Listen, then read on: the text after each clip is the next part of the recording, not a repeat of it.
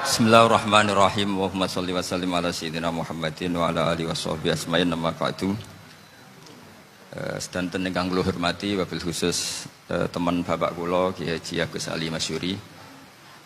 Beberapa kiai yang tanpa ngurangi rasa hormat, saya hormati semua. Ini ada beberapa Gus. Ini saya ngaji insyaallah seperempat jam. Seperempat jam nanti yang menghisap Gus Kausar berapa Gus?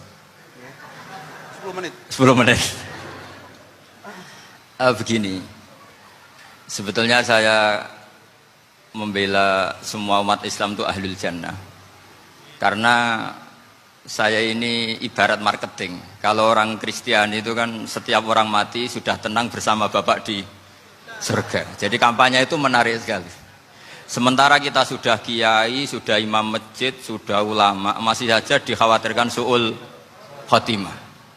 Ini kalau kampanye ini tidak imbang, ini nanti saya takut kalah. Makanya saya bilang pokoknya semua orang mukmin itu ahlul jannah. Karena memang asli hadisnya seperti itu, man qala la ilaha illallah dakhalal jannah. Bahwa kemudian ada beberapa kiai yang mungkin wataknya itu pesimis, kemudian bikin sekian aturan-aturan yang sebetulnya itu cerminan dari pesimisnya, terus akan masuk surga itu susahnya bukan main. Nah itu saya tidak setuju karena tadi pasti kalah dengan kampanye sebelah yang setiap orang mati dibilang sudah tenang bersama Bapak apa? Di surga. Jadi ini penting. Terus kedua saya bilang agama ini sudah begitu baik. Masa kunci surga sudah dibocorkan miftahul jannah la ilaha illallah. Masa sudah pegang kuncinya nggak jadi masuk surga itu kan aneh. Ya sudah masuk saja, tapi tidak usah minta bantuan saya, masuk aja. Kan sudah pegang kuncinya. Terus ketiga, kenangan terburuk saya ketika jadi kiai itu gini, saya ada beberapa guru SD datang ke saya. Ini agak-agak masalah besar. Gus boleh enggak buka ujian nasional yang masih disegel? Semua guru bilang nggak boleh, itu kriminal kan. Ada satu guru yang bikin analogi agak kacau. Boleh saja. Wong ujian di kuburan saja dibocorkan para kiai nggak apa-apa. Itu.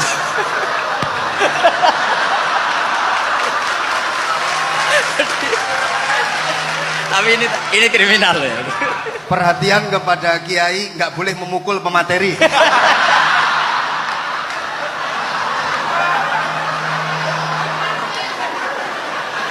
Jadi tentu itu analogi yang salah kan. Marrobuka kan, Tuhan kamu siapa, Nabi kamu. Tuhan kamu siapa, Nabi kamu siapa, imam kamu siapa. Ini kan sudah dibocorkan oleh para kiai. Artinya apa? Nak raiso jawab kebablasan gitu. Terus guru ini berpikir kalau ujian akhirat sekrusial itu saja bisa dibocorkan, kenapa ujian nasional tidak boleh? Tentu ini kias yang salah, saya tidak ngajari seperti itu. Tapi saya ngajari ke kalian betapa mudahnya masuk surga. Kunci jawaban sudah dikasih, kunci pintu masuk sudah dikasih. Kok sampai tidak masuk, ini kebablasan. Paling salah gurunya. Jadi ini kenapa saya sering cerita orang mukmin semuanya itu min ahlil jannah. Itu saya jamin. Sama tidak usah takut su'ul khotimah, tidak usah takut berlebihan seperti itu. Karena setahu saya, setidaknya saya mewakili ulama zaman ini. Rata-rata guru kita ini bermadhab syadzili dalam berkeyakinan berpikir tentang Allah. Di antara ini yang mulai saya ngomong serius, supaya tadi kan guyonannya sudah diambil Gus Reza sama Gus Kausar. Saya tahu kenapa mereka guyon. Kalau ngomong serius takut kalah sama saya.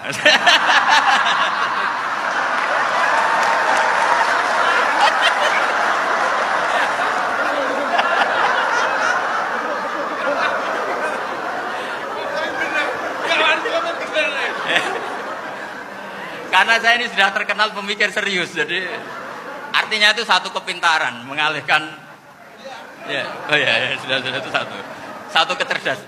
Tidak hanya ngalim tapi betul cerdas. Betul cerdas. Jadi itu bukti beliau-beliau ini cerdas itu. Saya berpikir begini, ini madhab Syadzili, kita semua tentu Syadzili karena kita semua ngaji kitab hikam. Kita tahu kitab hikam itu muridnya Abul Abbas Al-Mursi, Abul Abbas Al-Mursi muridnya Syekh Hasan apa? Asy-Syadzili. Saya masih ingat betul makalah itu dan saya ulang-ulang setiap saya ngajar di sarang saya ajarkan itu. Kilali kata Abdul Hasan As-Sadili, saya pernah dapat hatif, dapat semacam ilham. Apa makna min syarril waswasil khannas? Itu kata beliau dijawab oleh hatif itu. Hatif itu nggak perlu diterjemah tadi ada karena tadi diajarin itu. Apa yang dihidupkan itu nggak perlu dijelaskan. kata hatif tadi, waswasun yadkhulu bainaka wa baina habibika. Yunsika altofahu alhasanah wa yudzakiruka af'alaka asai'ah wa yukassiru indaka dzatas shimal wa yuqallilu indaka dzatal yamin liya'dila bika an husnidzanni billah ila su'idzanni billah. Jadi yang dikatakan waswas adalah kamu digiring untuk hanya ingat sisi-sisi kamu yang negatif, dilupakan bahwa Anda punya sisi-sisi yang positif. Misalnya seperti ini, mungkin secara fikih tadi banser-banser tegas, wah ini masalah lelaki perempuan dipisahkan gini-gini. Tapi kenapa Ghazali bilang ya sudah gini gak apa-apa. Sebetulnya ada rukhsah itu karena ini di depan umum. Yang paling pantangan Nabi itu layak luwana rojulun bimroatin. Ini ada yang menjaminnya gitu.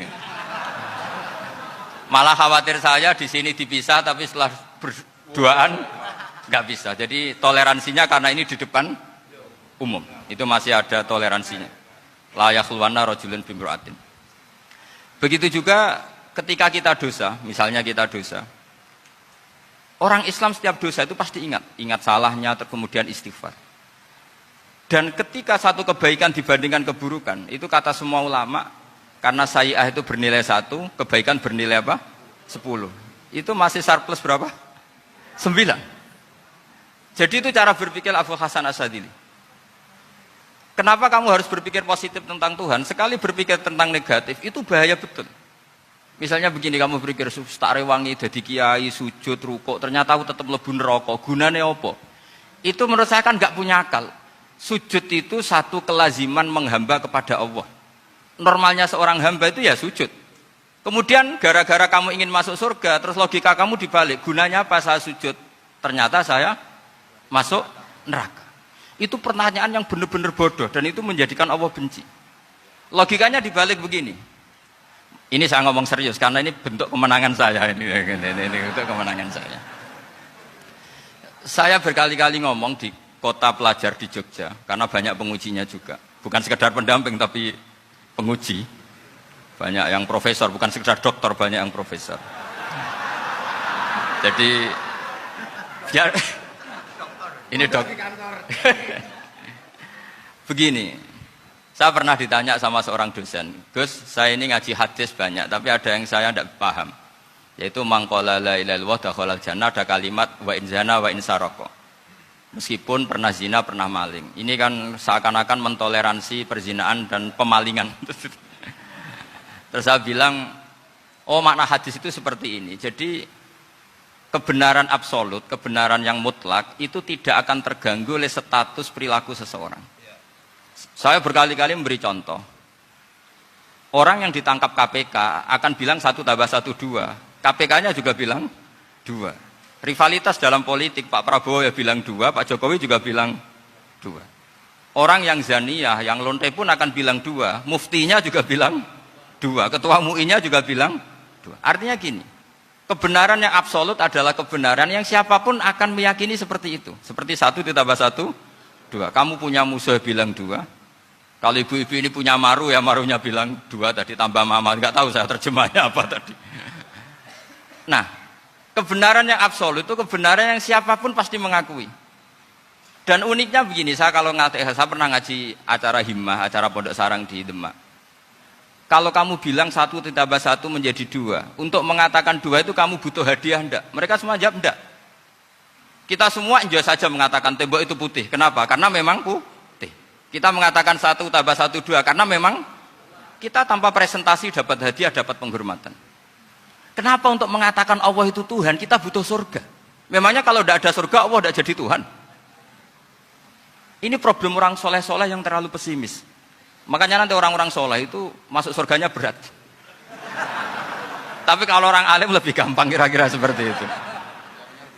Iya, karena kan imannya lebih bagus. Dalam hadis qudsi Allah ini yang dibuli orang-orang soleh. Laulam akhluk jannatan wala naron alam akun ahlan an uto'ah. Dalam hadis qudsi itu. Kalau saja saya tidak menciptakan surga dan neraka, apa saya tidak jadi Tuhan yang perlu ditaati? Apa kalau kamu tidak saya kasih uang 1 juta terus bilang 1 tambah 1 11? Enggak kan? Tetap bilang berapa? 2. Kalau kebenaran absolut yang 1 tambah 1 kamu bilang 2 meskipun tanpa mendapat hadiah. Kenapa untuk bilang Allah Tuhan kamu butuh hadiah surga? Itu kan serai ikhlas belas. Makanya saya terus mengajarkan ikhlas. Ikhlas itu bisa dilatih dengan akal, dengan pikiran, bil ilmi lah. Harus dilatih. Nah di sini ini momen atau makna yang mestinya harus difahami wa inzana bahwa kalimat ini sah meskipun dilafatkan seorang yang pernah zina. Sama seperti 1 tambah 1 2 sah, diucapkan siapa saja sah. Dan siapapun akan mengucapkan itu secara ikhlas. Ini penting saya utarakan. Sehingga setelah ada firqah-firqah takfiri yang mengatakan orang megang keris itu syirik, ke kuburan syirik, ini syirik. Itu salah besar.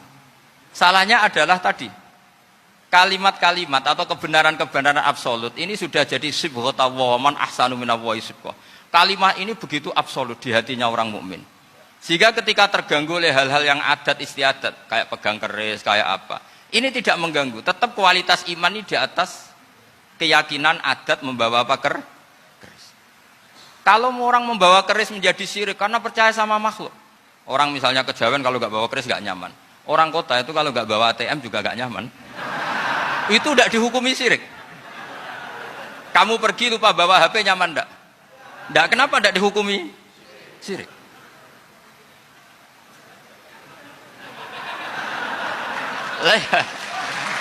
Jadi ini logika-logika. Jadi makanya ini Gus Reza boleh ngeritik saya. Saya tuh berkali-kali bilang, saya termasuk ulama yang mau bikin gerakan cangkem elek. Karena nanti kalau saya nisbatkan ke Rasulullah itu tidak pantas karena Nabi ahsanan nasi khalqaw wa khuluqa. Tapi saya siap jadi bempernya Rasulullah sallallahu alaihi wasallam. Pernah ada diskusi di Jakarta, ini kisah nyata. Apa dalilnya setelah sholat salaman? Mana hadisnya?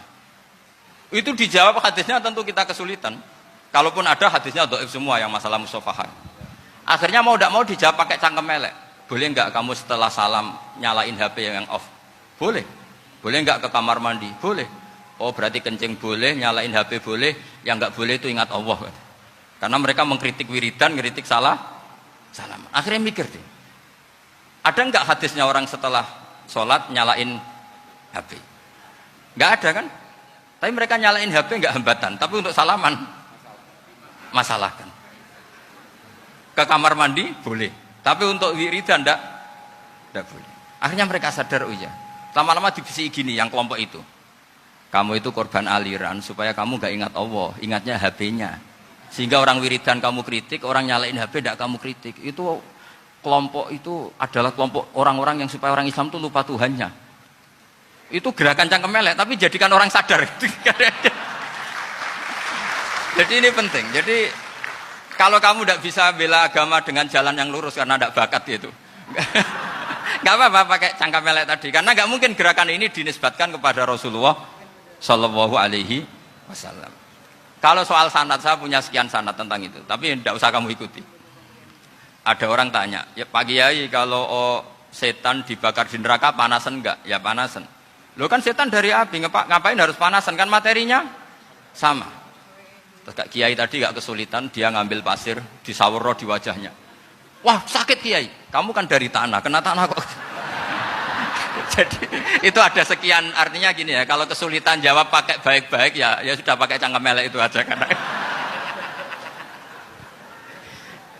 Tapi tentu kan gerakan ini tidak mungkin dinisbatkan kepada para nabi. Tapi saya pastikan meskipun nggak bisa dinisbatkan kepada para nabi dari segi cangkem elek tadi, tapi secara semangat itu sama. Saya punya sekian contoh. Benar Gus Rizal tadi gojok saya sengawur-ngawurnya itu masih punya sanad. Itu pas saya ngawur pun masih punya apa? Sanad. Nabi Ibrahim itu ketika faja'alahum juzatan illa kabiralahum itu si berhala paling besar dikasih kapak. Ketika mereka geger, ini siapa yang berhala kecil? Kata mereka, sami'na fatay yadhkuruhum yuqalu lahu Ibrahim. Ya kira-kira Ibrahim lah gitu. Terus setelah Ibrahim didatangkan, siapa yang melakukan ini semua? Ini jawaban Nabi Ibrahim, bal fa'alahu kabiruhum hadza. Ya tanya yang bawa pedal, saya kan tidak bawa. Terus kata orang-orang, otak kamu itu di mana? Masa berhala disuruh nanya, kan nggak bisa ngomong. Ibrahim kembalikan, uffil lakum wa lima ta'buduna min dunillah. Lalu otak kamu di mana? Sudah tahu nggak bisa ngomong kok disembah gitu. Itu ada kata uffin loh. Uffin itu kalau diterjemah kira-kira ya agak-agak jancuk gitu. Kira-kira ya kira-kira seperti itu. Jadi Sekarang dalilnya jancuk apa Gus?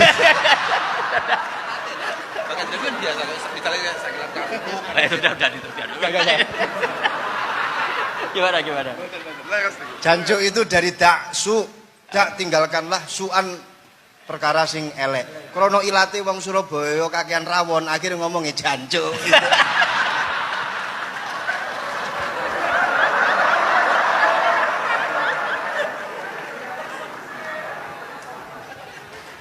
Jadi mulai dulu melawan kebatilan itu harus pakai logika yang vulgar.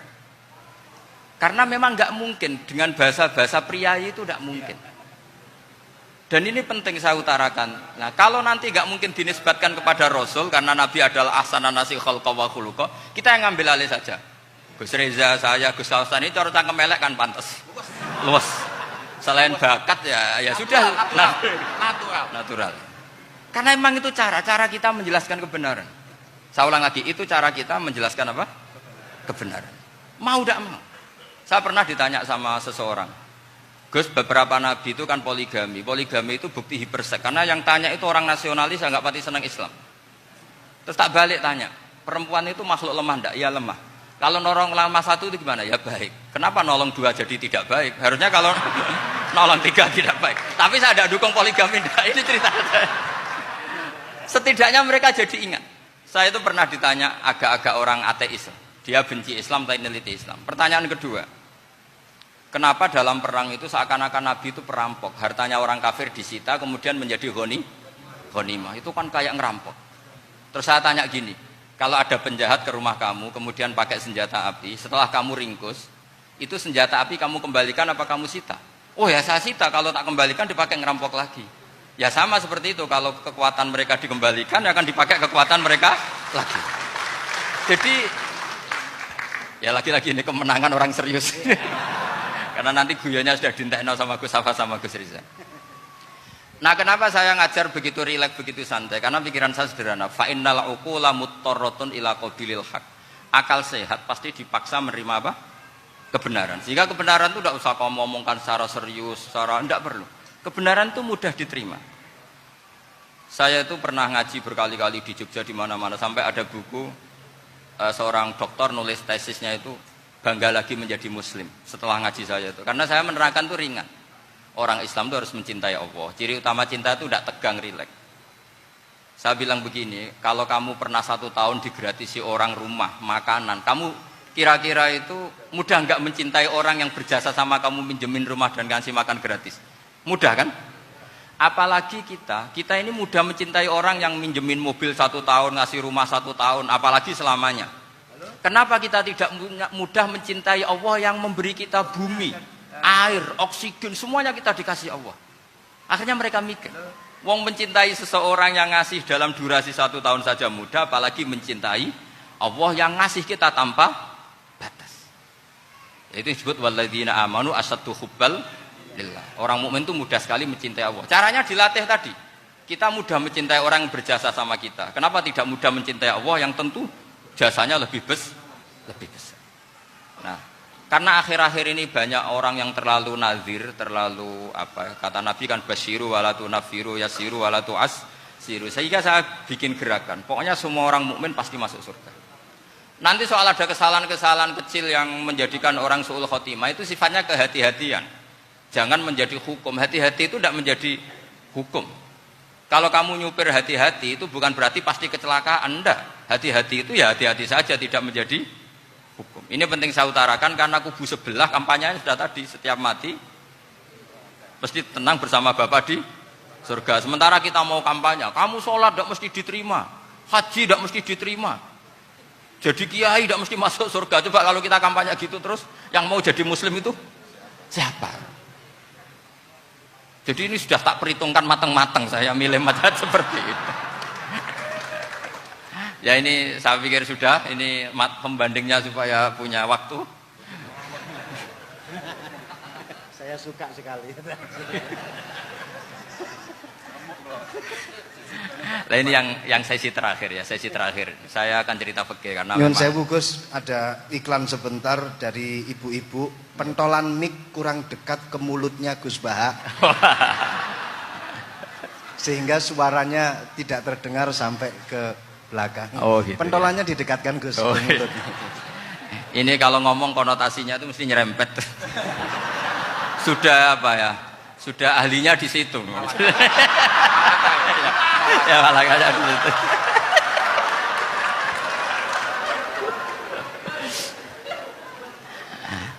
Dalam sesi terakhir saya cerita pentingnya pembanding. Imam Rafi'i itu yang ngarang kitab Muharrar.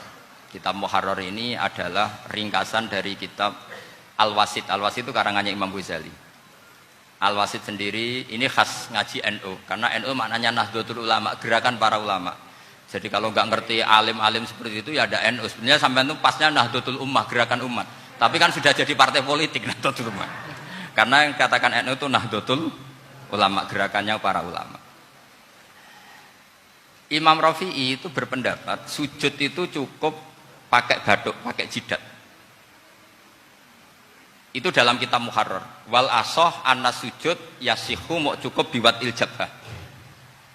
Ketika Imam Nawawi mentasih kitab Muharrar namanya Minhajut Thalibin, itu mengkritik Imam Rafi'i. Kata beliau sujud itu untuk sah harus melibatkan 7 anggota karena berdasar hadis umirtu an asjuda ala sabati a'zumin, yaitu al jabhah wal yaden warubaten wal kodamen, yaitu jabhah 2 tangan, 2 lutut dan 2 kodamen.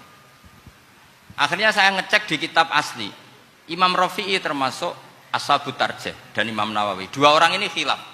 Kan nggak mungkin kita sebagai musokhehnya karena yang khilaf ini 2 ulama besar, satu Imam Rafi'i, satu Imam siapa? Nawawi. Kita tidak bisa hanya ngikuti Fathul Mu'in yang mengatakan idza khtalafan Nawawi war Rafi'u qudiman Nawawi, tidak bisa karena Imam Nawawi ini sering nginduk sama kitabnya Imam Rafi'i karena senior Imam Rafi'i. Setelah saya cek di kitab kitab asli Mamba ya, satu sumbernya semua mazhab apa? Syafi'i. Ternyata Imam Syafi'i nak ngedikan hanya begini. Wa uhibbu, saya suka setiap orang Islam sujud itu melibatkan 7 anggota karena itu aman, pasti sah. Tapi wayah tamilu kata beliau, tapi mungkin saja sujud hanya watul jabah itu sah. Kenapa kata Imam Syafi'i? Liqaulihi sallallahu alaihi wasallam atau li du'aihi apa sallallahu alaihi wasallam fi sujud sajadalaka wajhi wa sam'i wa basari. Nabi ketika sujud itu hanya berdoa, ya Allah sujud kepada engkau wajhi wa sam'i wa basari. Nabi tidak menyebut wayadi wa rukbati wa qadami. Sehingga saya berkali-kali bener kata Gus, saya ini pembela umat sing sujude 7 anggota ya tak lem pantes dadi Rais Suriah. Itu. Yang sujude bathuk tok ya tetap sah ngikuti mazhabnya Imam Rafi'i. Meskipun itu tidak saya anjurkan. Tentu tidak saya anjurkan. Alasannya Imam Syafi'i tadi, Rasulullah pernah berdoa dengan kata-kata sajadalaka wajhi, bukan diteruskan wayadi warubati wakota.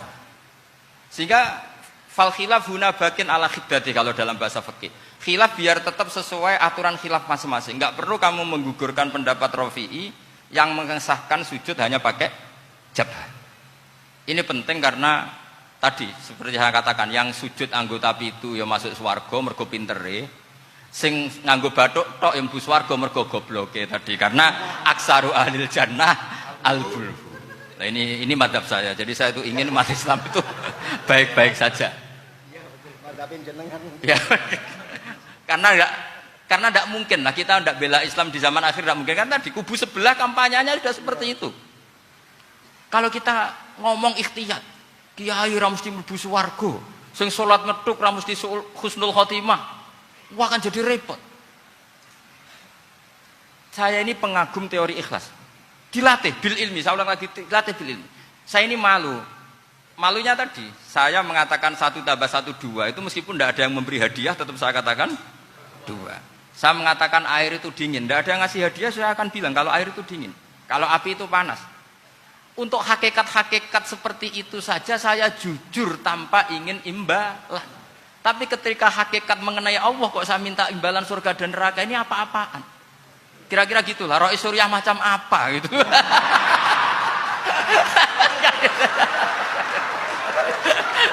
Ya saya kira demikian. Assalamualaikum warahmatullahi wabarakatuh.